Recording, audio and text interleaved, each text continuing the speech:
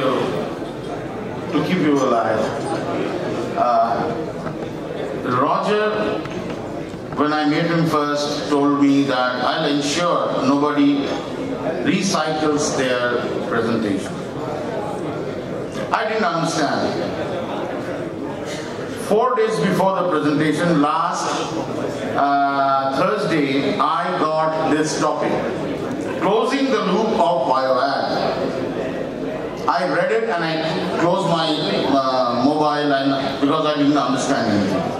It took me 4 days to understand, which I think I didn't understand, closing the loop of BioAg. Now, to my dismay, I requested him to remove this because I wanted to be free. I'm a sales guy. I'm not a scientist. I cannot stand in this podium and talk, but he made sure I do it. Roger, now I tell you one more thing. 8th session. I am blessed to have 8th session because I have all the time in the world today till the evening. So nobody is going to chase me out. Okay? So that's the fun, Roger. Everybody has its day. I don't say that. And there you are. I'm a salesman. As I said, I have been in the commercial world all my life, working with biggies. But then suddenly I thought I need to save the world. I joined Agrinos. And probably that's the best decision I have taken. I am supported by 30 plus talented professionals in my team, in my Asia Pac and Eastern Europe, and they are doing a fantastic job. And the fact that I'm still hanging around for 7 years in this company means this company is doing an awesome job. So that's how I would like to start with. But then I'm coming back to my topic. It left me thinking.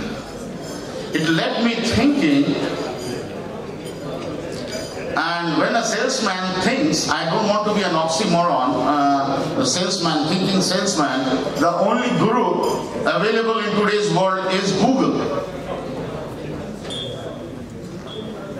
Google told me, I asked Google what's the challenge, and they told me it's only 60 years of farming left because of the soil degradation. Sir, I want your attention now. Can we have the guest here, please?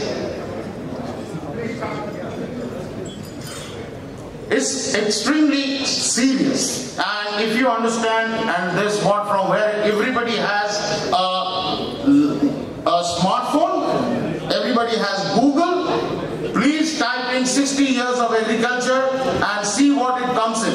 And this is a report by UN, in Scientific American and Reuters. I don't know whom not to believe. 60 years. That's within my son's lifetime. I'm pained. I dare to ask that question, who messed this up? Probably our generation. But 60 years. Then I did some more research. And this is what UNEP has to say. 1/3 of the arable land is degraded. I think our farmers' friends said yesterday, our friends from Uzbekistan told yesterday that Aral Sea is drying up. 1/3. I deep drilled a little more. In 2015, 3/4. So 70% of the arable land is not going to be there within. Roger, where will we have our BioAg conference in 2015? You think in future? If we do not have this BioAg, 70% of arable land. You think in future? 70%. All are, who is responsible? Who? Can you all imagine? Just close your eyes and imagine a world without farms. Yesterday, Mr. Malhotra was very proud to say 450 grams per hectare of acre of chemicals is used in India, while China uses 11 kg. The farm is not there. The damn farm is not there after 60 years.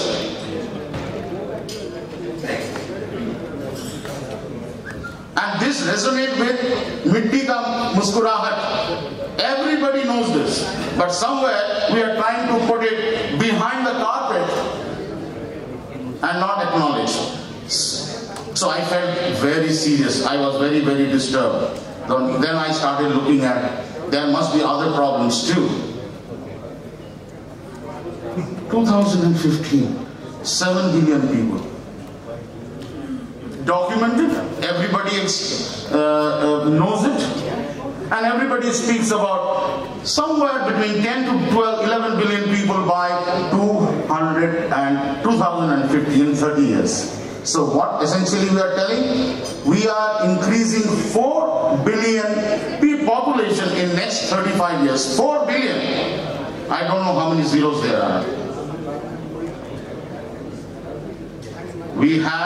It took around 1,000 years to reach 1 billion.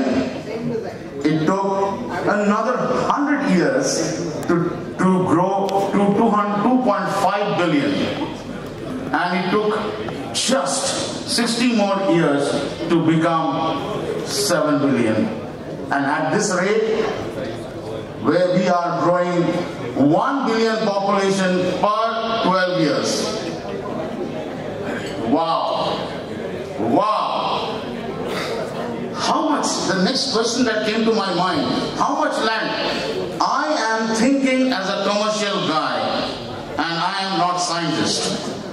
How much land and water is required by an average human being? A clean land, a fertile land, and clean water. Average is 2.1 hectares. Average. European standards of living, it is 4.5 hectares per person, because of the non-veg consumption. Is non-vegetarian food is immensely energy consumption. I mean, you have to grow it, in the land. American average 10 hectares, because there is a lot of wastage as well. So, we have 1.4 billion hectares, 30% is degraded. We really don't have 2.1 billion hectares, 2.1 hectares per person. Because of that, if everybody had to eat, mind what I am trying to say. Everybody had to eat well and drink a clean water. Then we need 1.5 Earth to sustain 7 billion. So we are out of our capacity. By European standard, we need 3.5 Earth. And by American standard, we need 5 Earth. Today. So, we are already overpopulated by 30%. That's what my earth can survive, or capacity of the earth. But 1 billion people do not have food and clean water. 1 billion people do not have a square meal. And because of that, we can eat, we can drink while they starve. Is it fair? Just think when we all waste the food, just think of this 1 billion people who are starving to help us eat well in a day. So, this problem will multiply once the population is doubled. Wow. Roger, you gave me a very tough one. So, I need to close the loop. It seems split wide open. Then he said a small little line, which is, he wants everything to be told in 10 minutes, okay?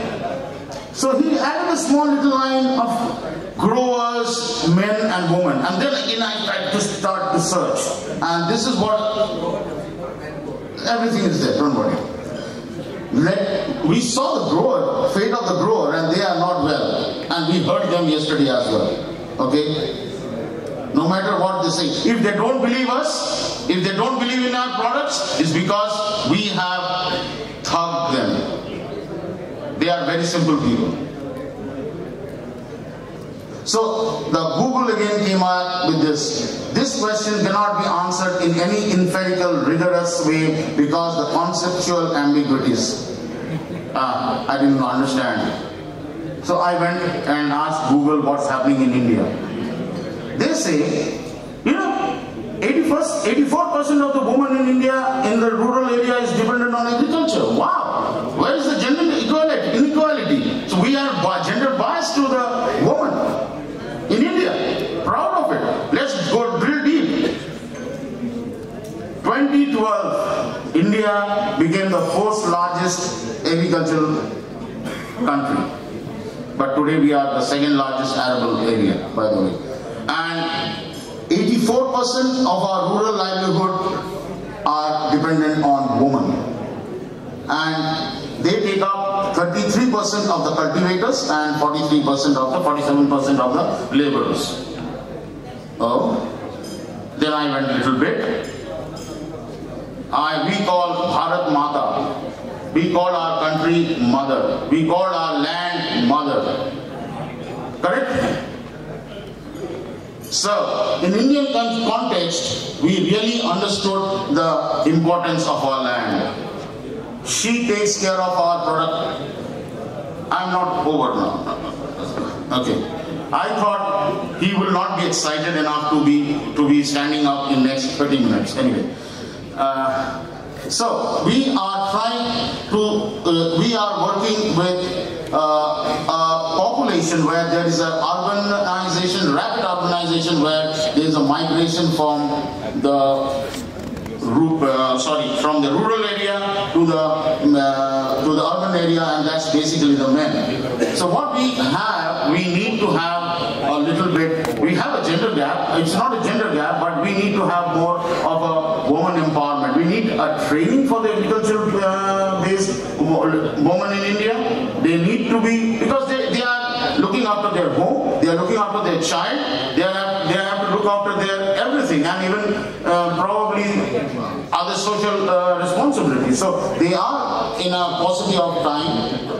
They are having a little regret. I mean, they have their challenges with the productive resources and the market.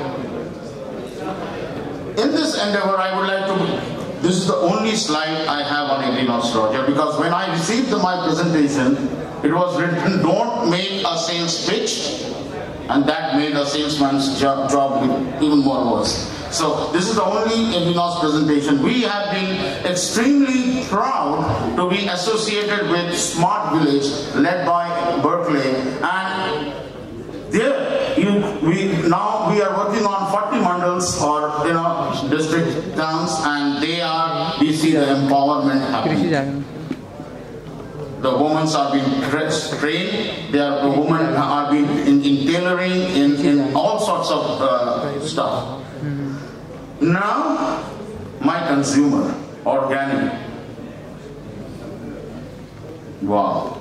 We have a global demand for organic food. If we see, there are the emerging markets like Brazil, Mexico, China, and including India, where global organic food is in demand, or growing in demand.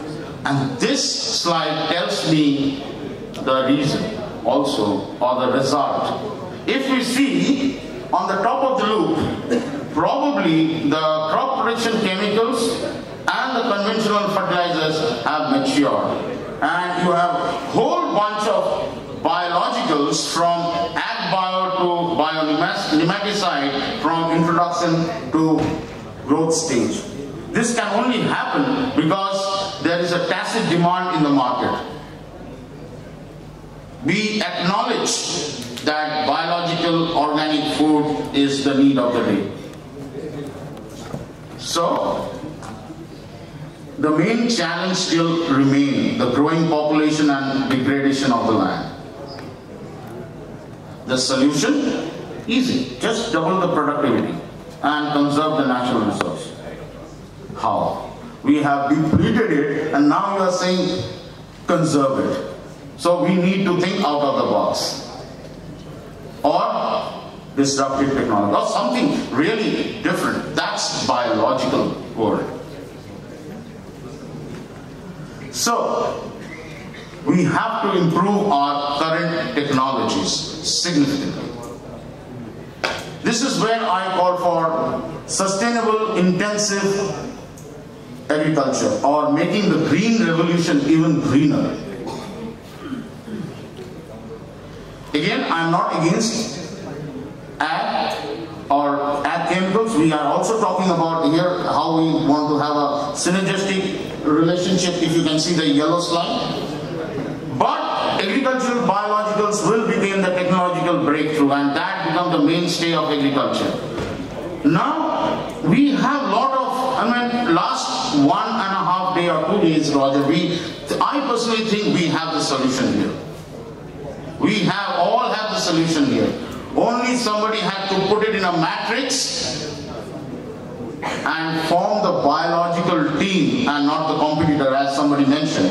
We all need to keep up for our son, our children, our grandchildren, because I don't want to be blamed that that guy messed it up for us. Because we don't have a planet B.